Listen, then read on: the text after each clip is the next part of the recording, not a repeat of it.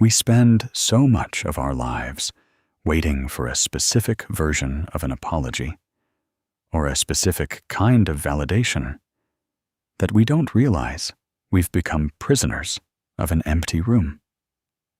You look back at the versions of yourself that felt unseen. Maybe it was the teenager who sat alone at the lunch table, or the adult who stayed far too long in a job that diminished them. And you realize you're still waiting for someone to walk into that room and fix it.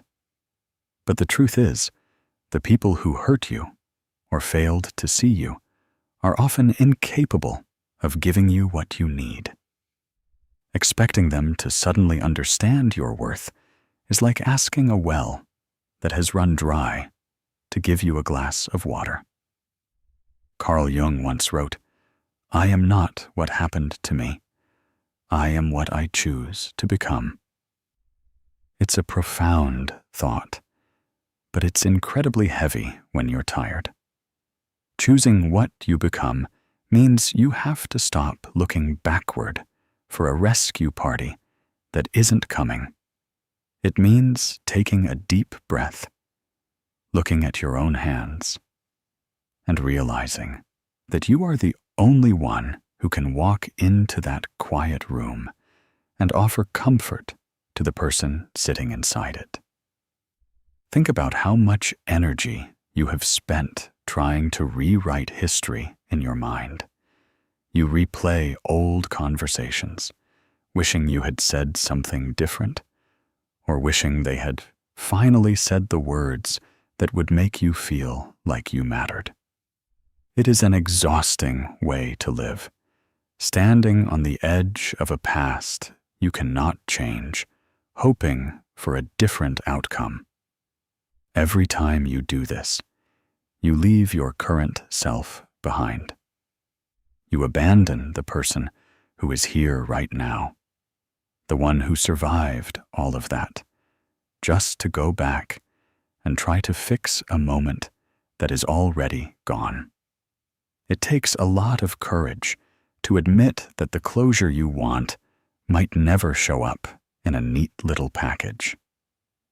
Sometimes the closure is just you deciding that you have carried the weight of their absence or their coldness for long enough.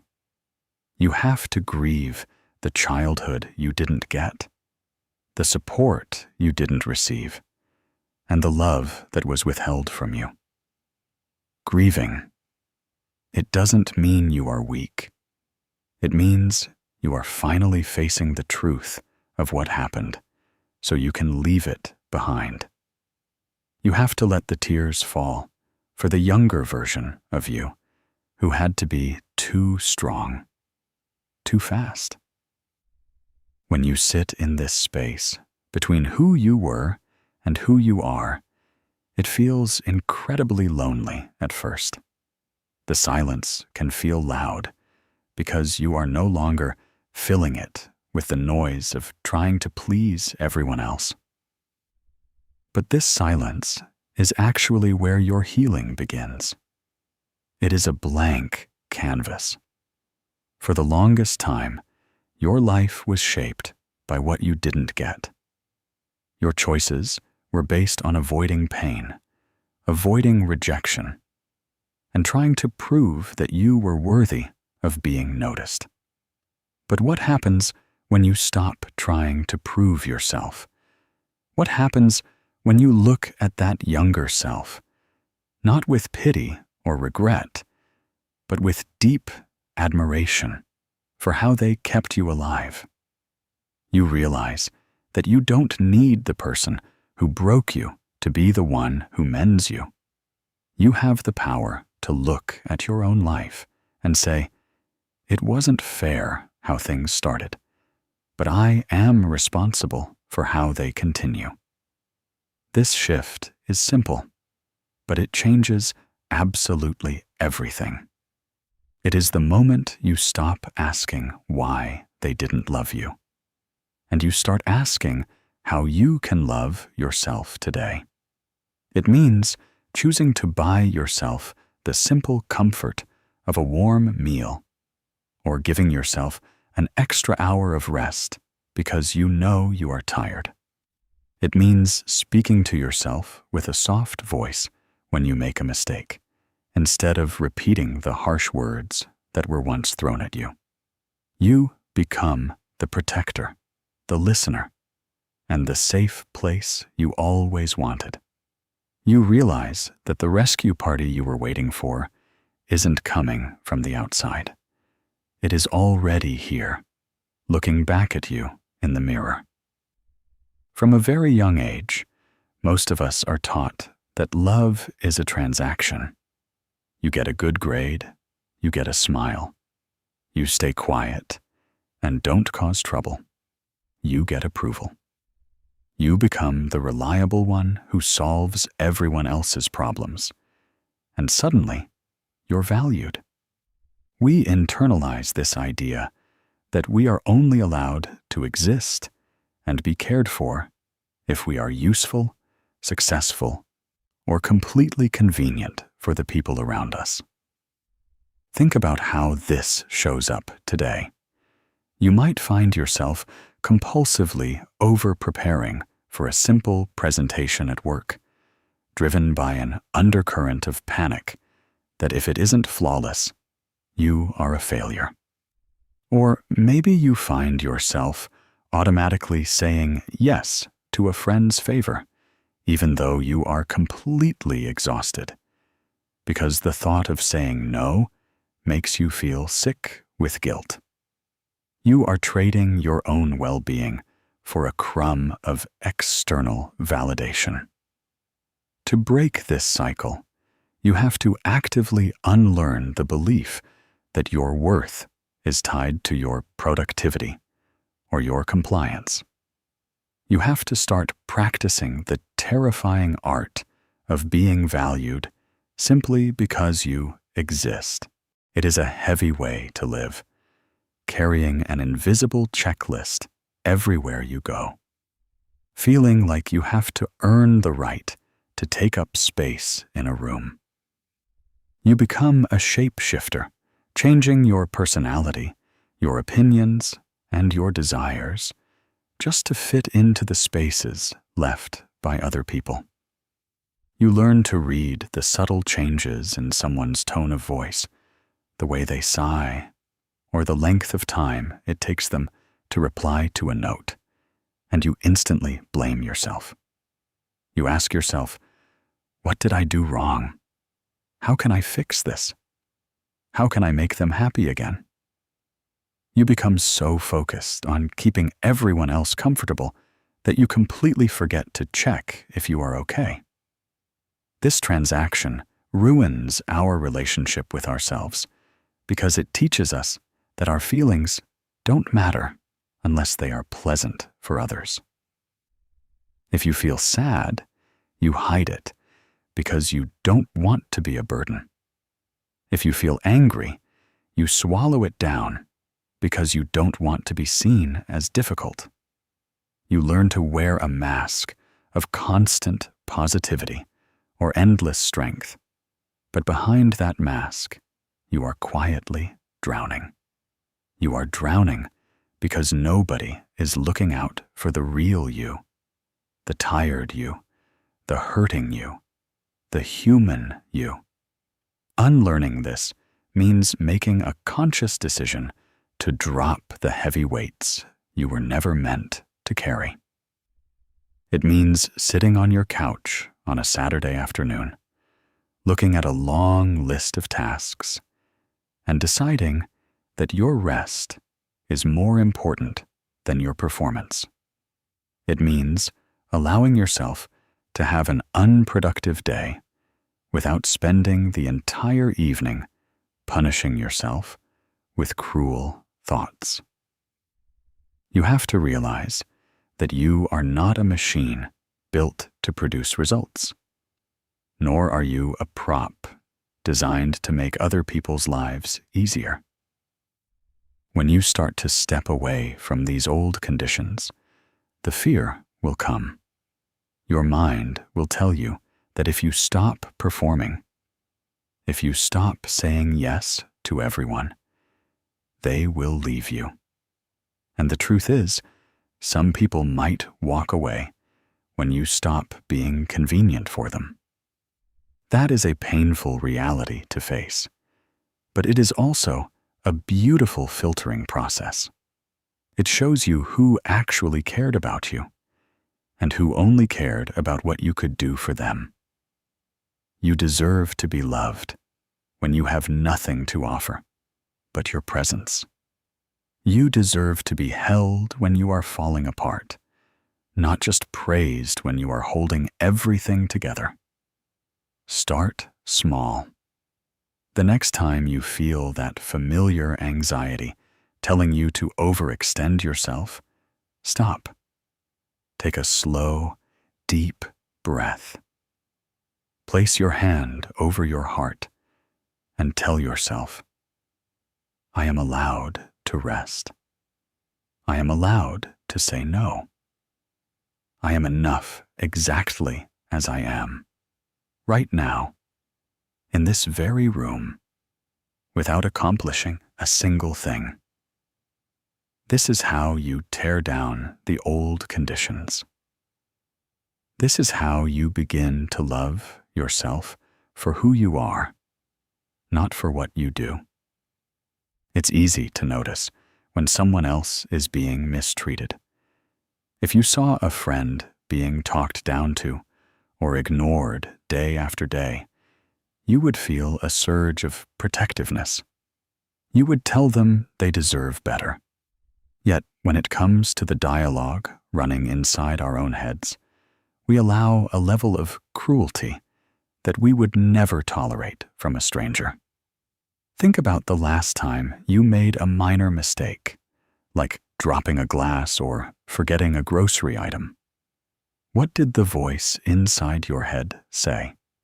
Was it supportive, or did it immediately pivot to a harsh judgment? This internal critic is often just an echo of the people who didn't know how to love us properly. Turning the lens inward means stopping that voice in its tracks. It means looking at your own struggles with the same gentle patience you would offer to someone you deeply care about. It's about realizing that you are just as worthy of your own empathy as anyone else is.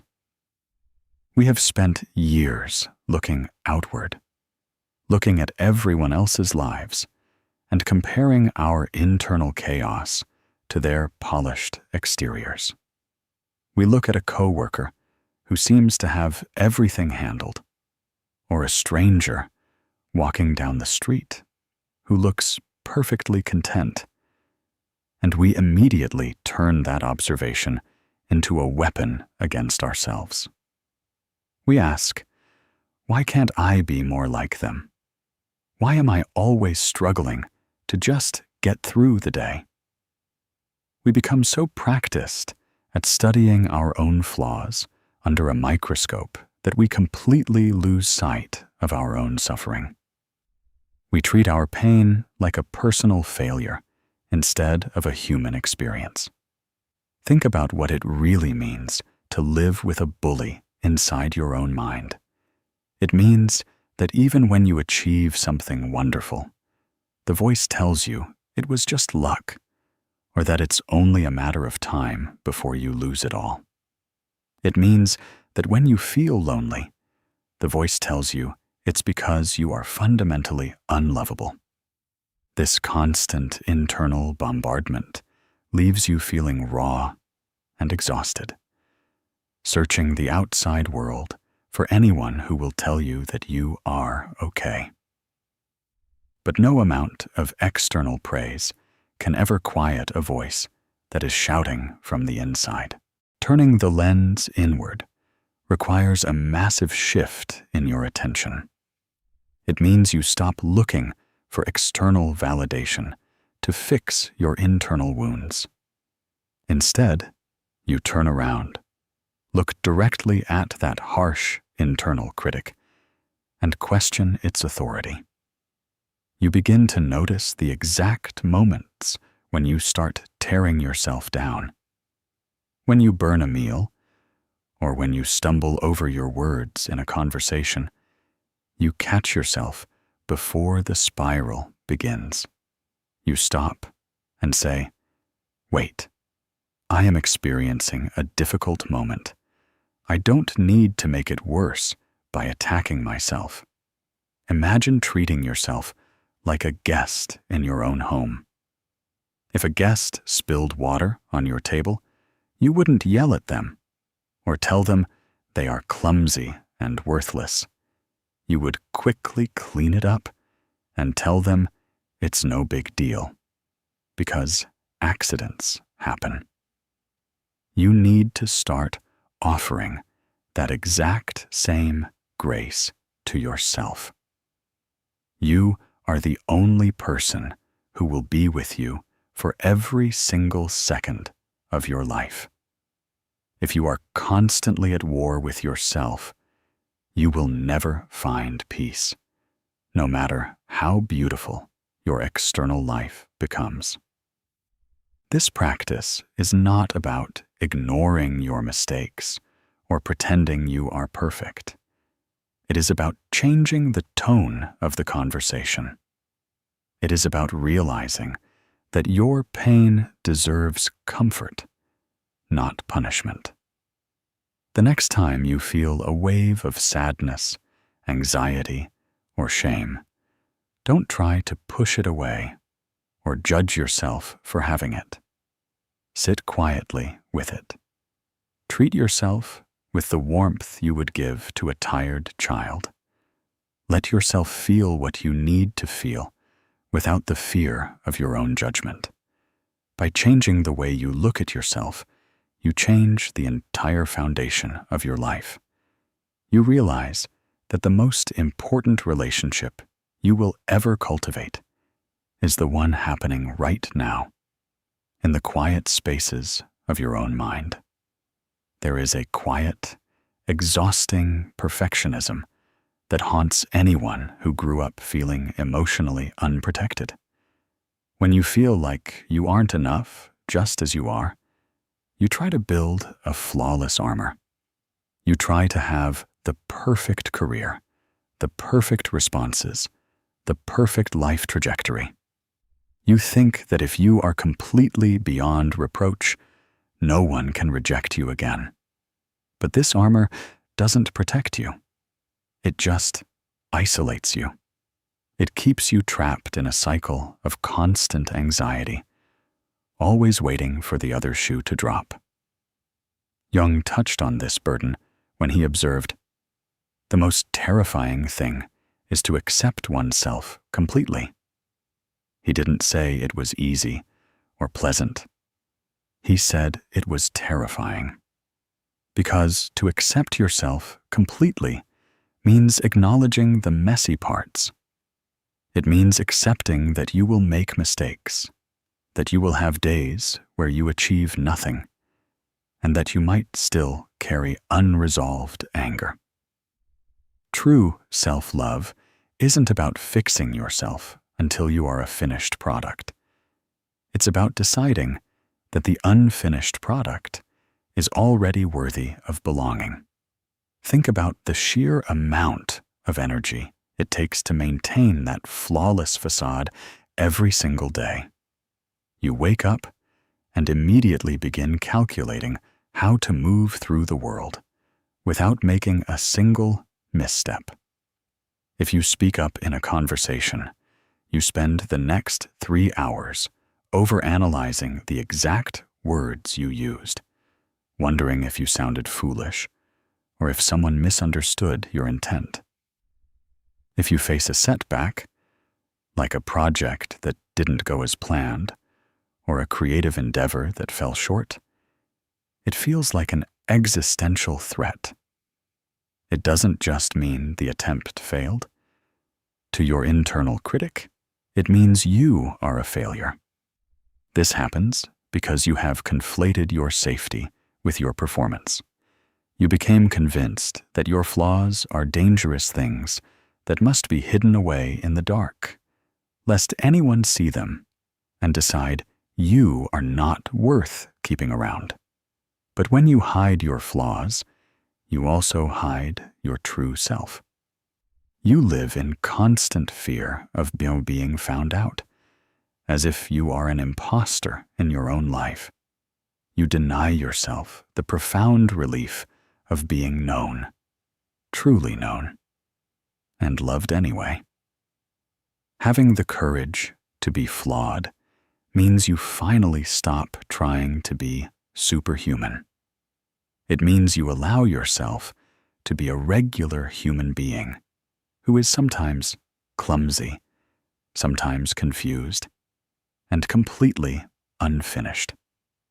Think about how beautiful it is when you see someone else own their mistakes with grace. When a friend says, "I really messed that up, I'm sorry," or "I don't know the answer to that," you don't love them less. In fact, you usually love them more because their vulnerability gives you permission to breathe a little easier too. You need to extend that exact same permission to yourself. Imagine the freedom of waking up and deciding that today you don't have to be perfect to be worthy of a good day. It means that when you feel an overwhelming wave of dread or a moment of deep insecurity, you don't view it as a defect in your character. You view it as a storm passing through. You don't try to scrub away your history or pretend that you don't carry scars. Those scars, those moments where you stumbled and fell, are the very places where your resilience was born. To love yourself in this way is to look at your entire, messy, beautiful, complicated self and say, "I am a work in progress, and that is exactly how I am supposed to be." It is letting go of the exhausting need to control everyone's perception of you. When you drop the heavy armor of perfectionism, your hands are finally free to hold your own life with tenderness. You realize that you never needed to be a finished product to deserve peace. You just needed the courage to stand in the light, exactly as you are. Many of us think that setting a boundary is an aggressive act, a way of pushing people away or starting a conflict. Because of this, we avoid it. We let people overstep.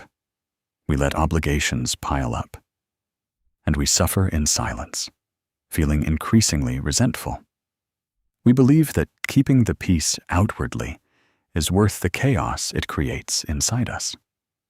But real boundaries are actually an act of profound self-respect. They are not walls to keep the world out. They are the gates that protect your internal garden. When you tell someone, "I can't take on that extra project right now," or "I need some quiet time this evening," you are making a declaration. You are saying that your energy, your time, and your mental health matter. You are refusing to abandon yourself just to keep someone else comfortable. It takes practice, and it will feel intensely uncomfortable at first. But every time you say a necessary no to someone else, you are saying a deeply healing yes to yourself. Think about the physical toll of living without boundaries. It's that tight knot in your stomach when your phone lights up with a request you know you don't have the strength to fulfill. It's the crushing fatigue you feel at the end of the day, not because you worked hard, but because you spent hours managing everyone else's emotions while ignoring your own. You have been conditioned to believe that your worth is measured by how much you can endure before you break. You swallow your discomfort, smile through the exhaustion, and whisper to yourself that it's fine, even when you are coming apart at the seams. But it isn't fine. Every time you say, and when your entire soul is screaming, no, you are teaching yourself that your own feelings are secondary. You are betraying your own trust. You are telling that quiet, vulnerable part of you that its comfort doesn't matter as long as everyone else is satisfied. This is why you feel so disconnected and empty inside, because you have given away all your pieces to people who didn't even realize you were sacrificing yourself for them. Honoring your real boundaries means realizing that you are not responsible for fixing every uncomfortable situation or saving everyone around you from their own discomfort. If you tell someone you cannot show up for them in the way they want, and they react with anger or guilt, that reaction belongs to them. It is not a sign that you did something wrong. It is a sign that they were benefiting from your lack of limits. You have to learn to sit with the temporary discomfort of their disappointment so you can escape the permanent misery of losing yourself. Imagine the sheer relief of finally owning your space. Think about what it would feel like to go through a day where your schedule is determined by your actual capacity, not by your fear of letting people down. It means choosing to close your door when you need to think. It means declining a social invitation because your mind is completely drained, and choosing instead to spend the evening sitting in the quiet comfort of your own living room. It means look at someone you care about and saying, "I love you, but I cannot carry this weight for you." This isn't selfishness. It is basic survival. You cannot pour from a cup that has been scraped completely dry. By setting these gentle, firm limits, you are teaching the world how to treat you. But more importantly, you are teaching yourself that you are worth protecting. You are building a safe perimeter around your heart. You are finally deciding that your peace of mind is a sacred thing, and that you no longer need permission from anyone else to keep it safe.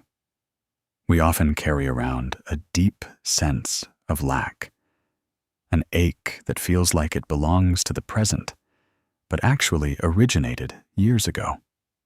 When you feel an overwhelming wave of loneliness while sitting in a room full of people, or when a small piece of criticism feels like a total rejection, that isn't just your current self reacting.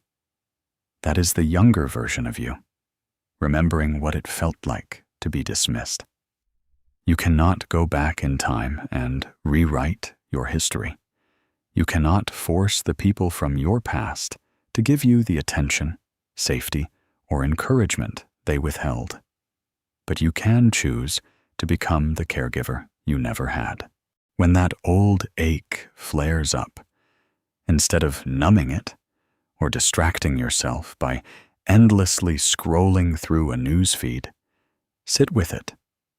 Acknowledge that the feeling makes sense given what you went through. Tell that younger part of you, "I see you, I hear you, and I am going to take care of us now." You have the power to provide the stability you always needed.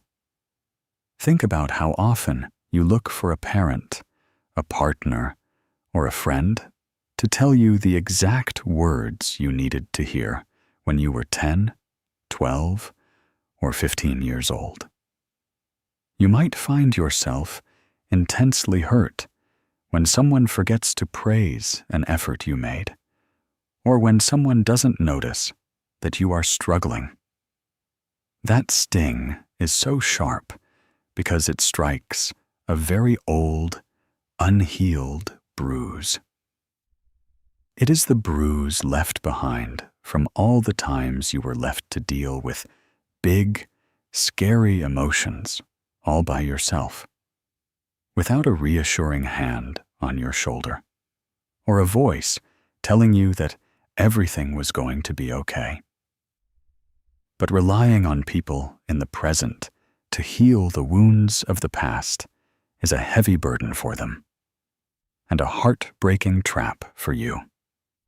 They don't have the map to those old hurts, and they don't know where the landmines are hidden. If you keep waiting for someone else to discover them and heal them, you will keep finding yourself disappointed, feeling just as abandoned as you did when you were a child. The beautiful, liberating truth is that you don't need them to do it anymore. The adult you are today is fully equipped to give that younger version of you everything they missed out on.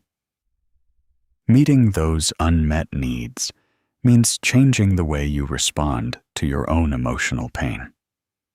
When you feel a sudden surge of insecurity or anxiety, instead of getting angry at yourself for being too sensitive, stop and look at what is actually happening underneath.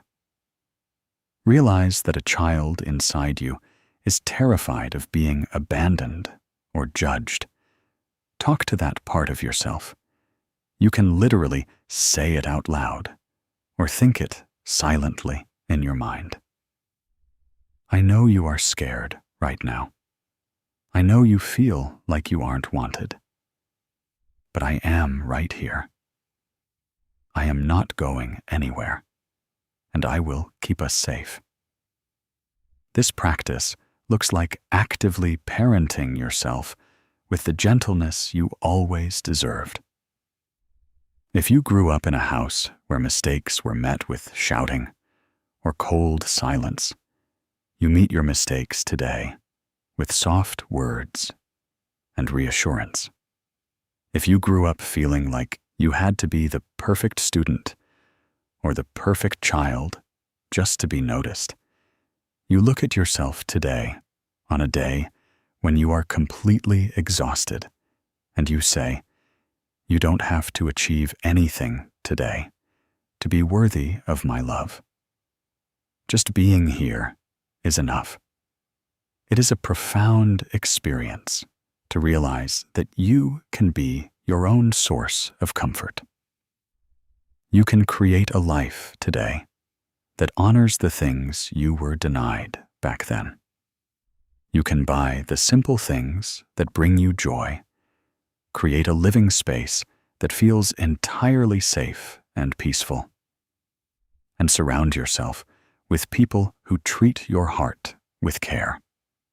Every time you comfort yourself during a hard moment, you are reaching back through time and holding the hand of the younger you who thought they were entirely alone.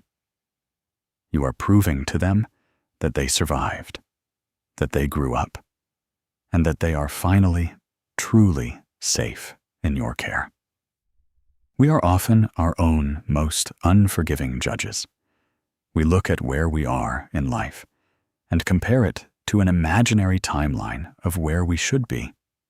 We punish ourselves for not healing faster, for still feeling sad about things that happened years ago, or for falling back into old protective habits when we get stressed. Healing is not a linear, upward slope. It's a winding path that often doubles back on itself.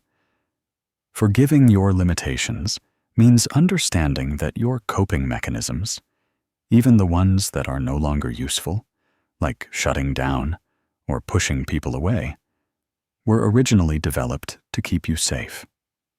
They were your survival strategies when you had no other options. Instead of beating yourself up for having these defense mechanisms, Thank them for helping you survive, and gently inform them that you are safe enough now to let them go. Treat your progress with patience, not pressure.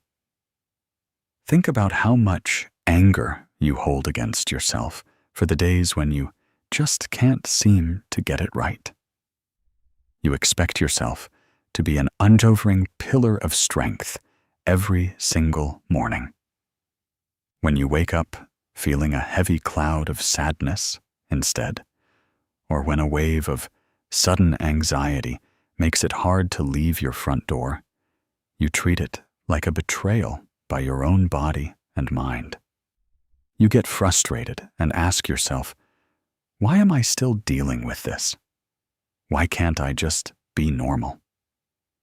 You view your emotional fatigue as a personal flaw, rather than a natural response to carrying a heavy load for far too long. This constant impatience only creates a secondary layer of suffering. Not only are you dealing with the original hurt, but you are also dealing with the intense guilt of hurting. You treat your human limitations as if they are crimes you committed against yourself. But your capacity is not infinite. You have been through difficult chapters that chipped away at your energy, and it makes complete sense that you do not have the same stamina as someone who never had to fight those quiet battles.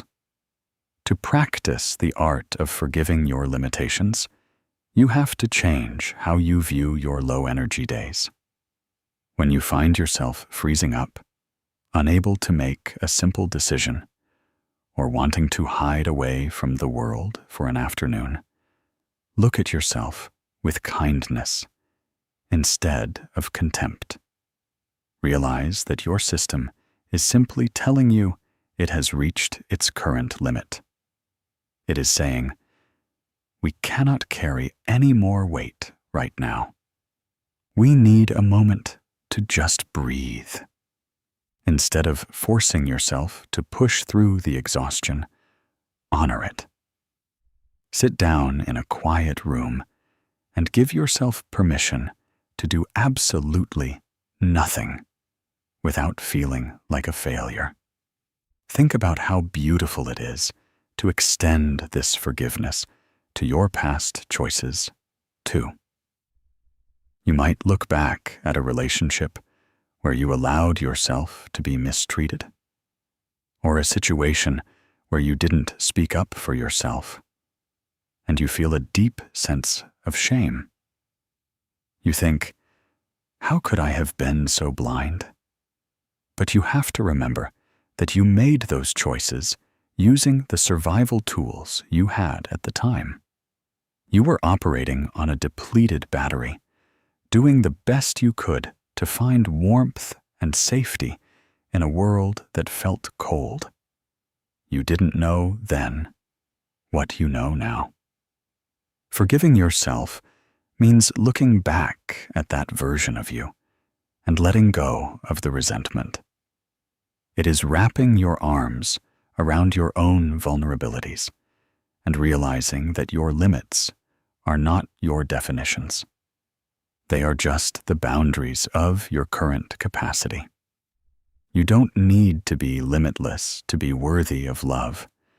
You just need to be honest about where you are and gentle with yourself as you navigate the slow, quiet process of building your strength back up, one small choice at a time. Self-love is often marketed as an indulgence, a luxury product, a vacation, or a temporary escape. But real, transformative self-love is much more grounded than that. It is found in the unglamorous, everyday choices you make to structure your life in a way that respects your humanity. It's about how you treat your day-to-day existence. It is choosing to put down your phone and go to sleep at a reasonable hour, because you know how badly your mind needs the rest. It is setting aside time to sit quietly with a hot beverage without feeling the urge to be productive. It is stepping away from a toxic conversation or choosing to spend time with people who make you feel regulated rather than anxious. When you intentionally build a life that prioritizes your comfort and peace, you are sending a powerful message to your subconscious that you are someone worth taking care of. Think about the physical spaces you inhabit every single day and how they make you feel. It is so easy to live in a state of survival where you treat your home like a train station, a place where you just crash after a long day of performing for the world. You leave the mail piled up. You let the lighting stay harsh and cold. And you don't bother making your bed, because what's the point? But your environment is an outer reflection of your inner world. When you neglect the space around you, you are often quietly telling yourself that you don't deserve comfort, elegance, or peace. Creating an environment of care means changing that narrative. It means looking around your room and deciding that you deserve a sanctuary. It doesn't require spending a lot of money. It requires intention. It is the simple act of opening a window to let the fresh morning air in, because you know it helps you breathe a little easier. It is lighting a candle on a rainy afternoon just to make your living room feel warm and safe. It is choosing to wear soft, comfortable clothes that feel good against your skin, instead of worn-out things that make you feel invisible. These small, physical changes are an active way of saying, I live here and I matter. But this environment isn't just about physical objects. It is also about the emotional landscape you choose to surround yourself with. Think about the media you consume, the voices you listen to, and the relationships you allow to take up space in your life. If you spend your evenings listening to people who judge others, or participating in dynamics where you have to walk on eggshells, you are keeping yourself in a hostile environment. You are asking your nervous system to stay on high alert, waiting for a threat. You have the right to curate your life.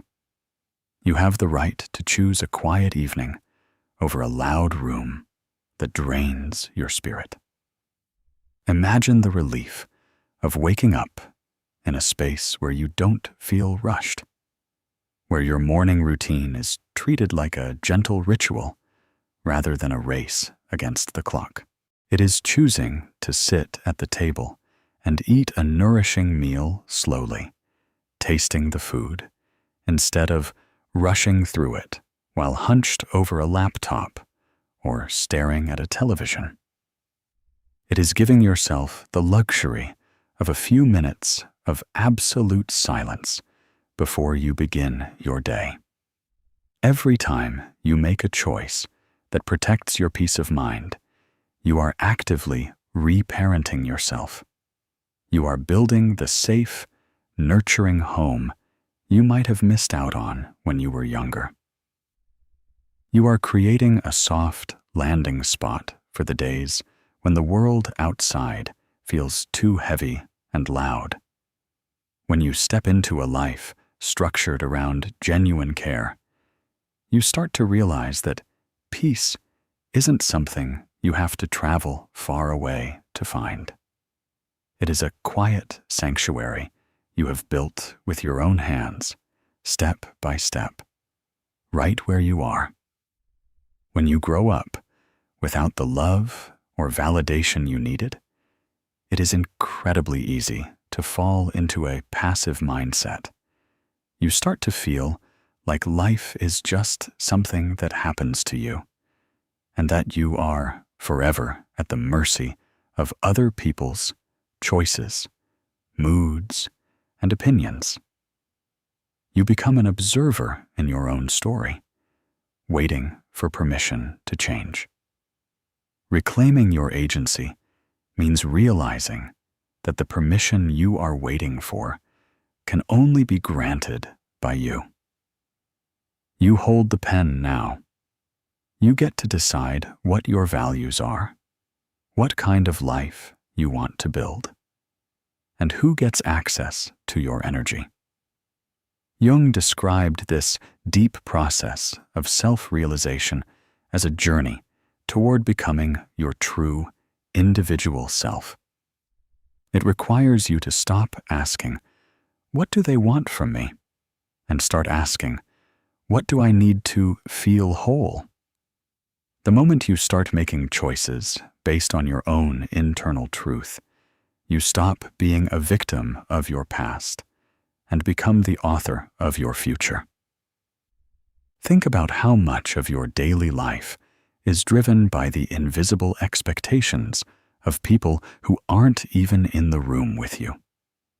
You choose what to wear based on what will make you look acceptable to strangers.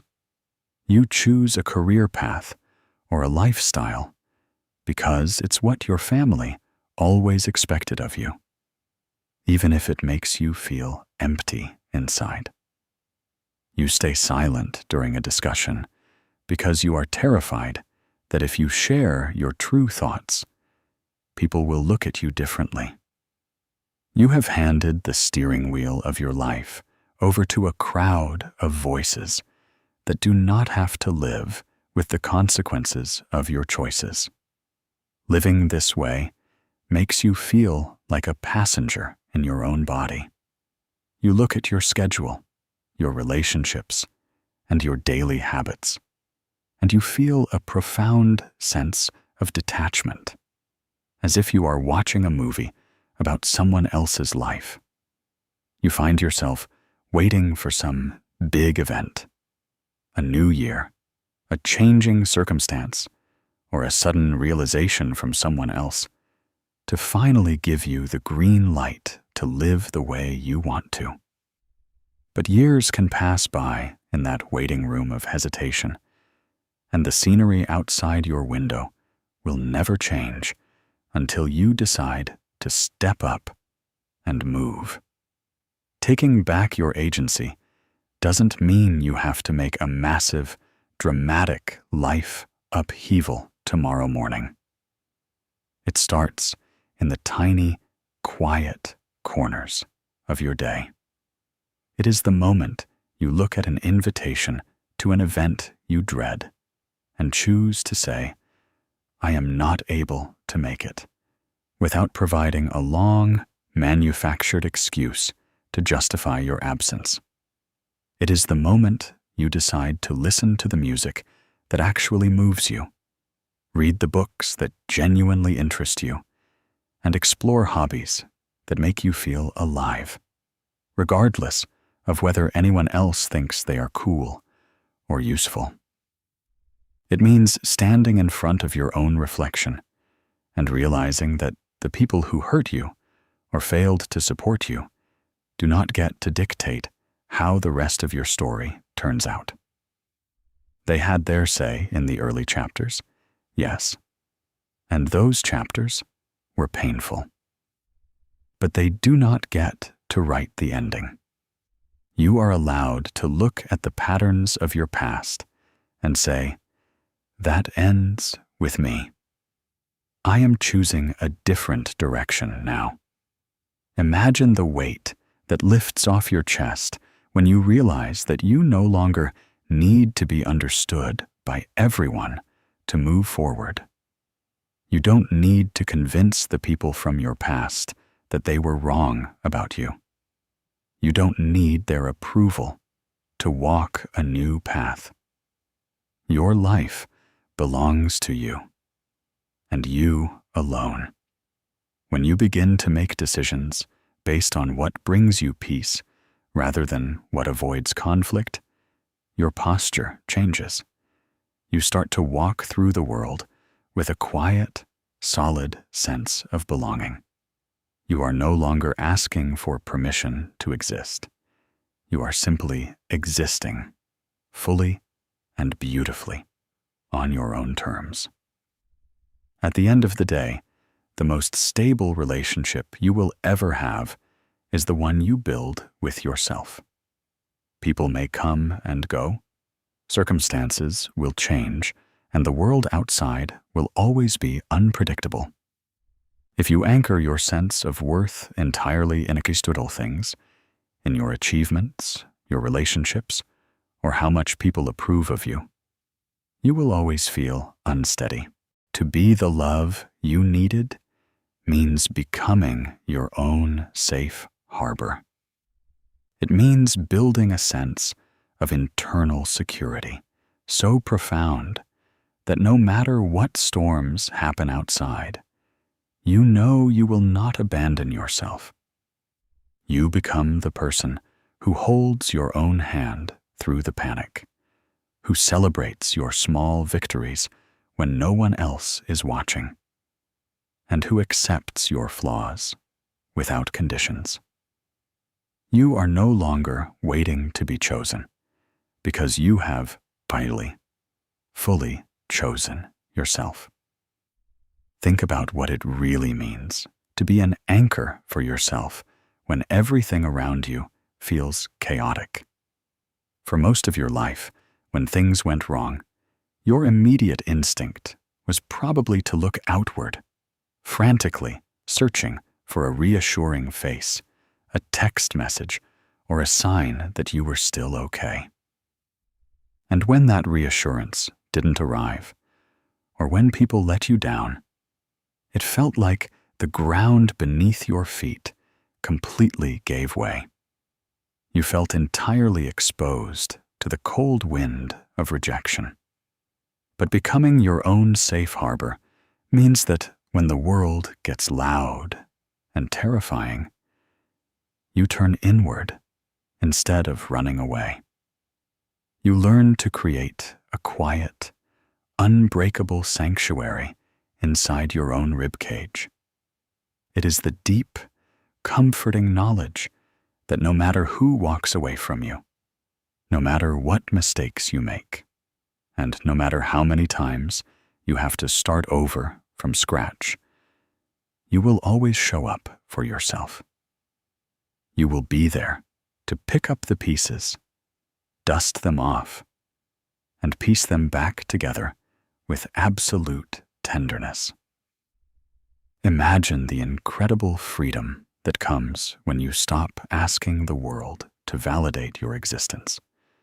Think about the relief of no longer needing someone else to tell you that you are pretty enough, smart enough, or worthy enough to be here.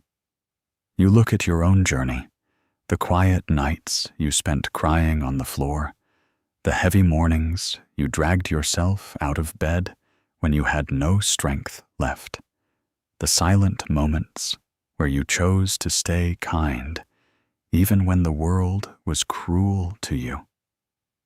And you realize that you are already a masterpiece of survival. You don't need anyone else to verify your value because you have already paid the price for it with your resilience. This internal sanctuary changes the way you interact with everyone around you. When you are your own safe harbor, you no longer enter relationships out of a desperate need to be rescued.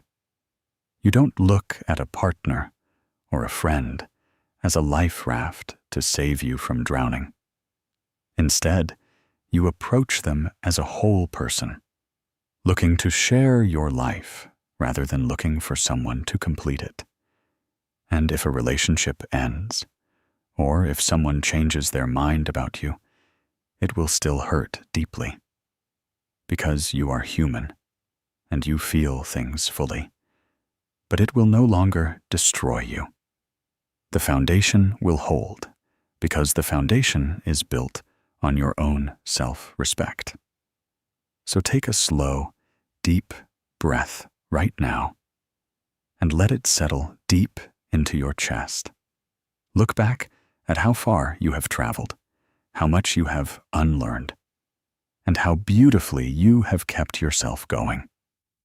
You spent so many years searching for a home in other people, begging them to give you a fraction of the love you so freely gave away to everyone else. But the home you were looking for was never a physical place, and it was never a person out there in the world. It was always right here, waiting for you to return to yourself.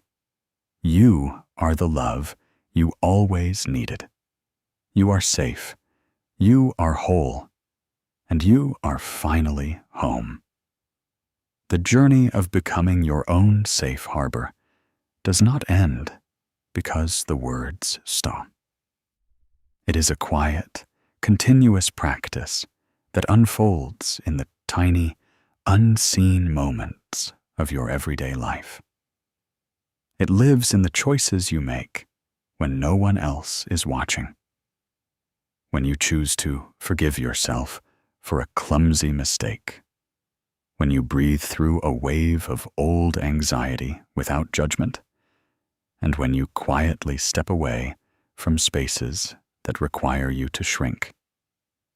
You may still have days where the old doubts creep back in, and where the empty room from your past feels a little too familiar.